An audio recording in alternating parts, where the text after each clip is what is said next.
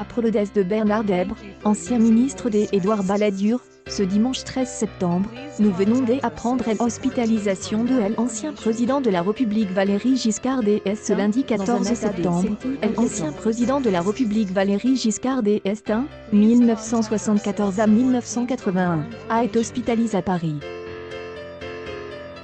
Il est en insuffisance respiratoire et a été placé en réanimation. Âge de 94 ans, l'ancien chef de l'État a été admis cet après-midi du 14 septembre à l'hôpital Georges Pompidou dans le 10e arrondissement, comme le raconte le site du Parisien. Selon le quotidien, c'est après avoir connu des problèmes respiratoires que Valéry Giscard d'Estaing a contacté le SAMU, qui est bien sûr rendu en urgence à son domicile.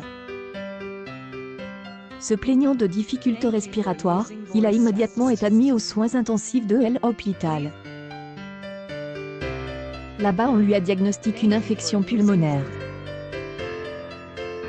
Valéry Giscard d'Estaing, Covid-19 ou simple infection?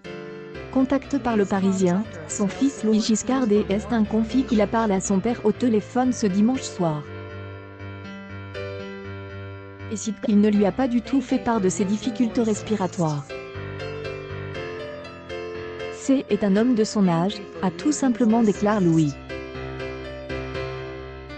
Pourtant, ces derniers mois ont été compliqués pour l'homme à qui on apprête une liaison avec feu Lady Diana, qui, en plus du confinement impose pendant 3 mois difficiles, a récemment dû faire face à des accusations de harcèlement sexuel de la part d'un journaliste allemand. Victime de la Covid-19 ou simple infection? Nous ne le savons pas pour l'instant, mais aucun risque n'est pris avec Valéry Giscard d'Estaing. Il est en ce moment oxygène au service de soins intensifs. Nous ne manquerons pas de vous donner des nouvelles de lui prochainement. Valéry Giscard d'Estaing, Bregançon cache de nombreux secrets. Lieu de villégiature privilégié des présidents de la Vème République, le célèbre fort a vu de nombreux chefs d'État y passer leurs vacances en toute discrétion. Mieux, Valéry Giscard d'Estaing apporte le plaisir jusqu'à créer sa propre plage. De nombreux présidents de la Vème République se sont retirés pour quelques jours de repos dans la magnifique enceinte du fort de Bregançon.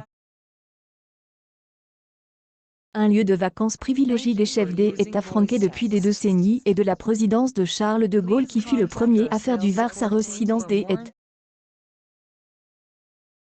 Ainsi, de ceci à Sarkozy qui revêt y faire aménager une piscine, à Jacques et Bernadette Chirac qui y ont fait quelques rituels, le président Chirac qui a même été insulte.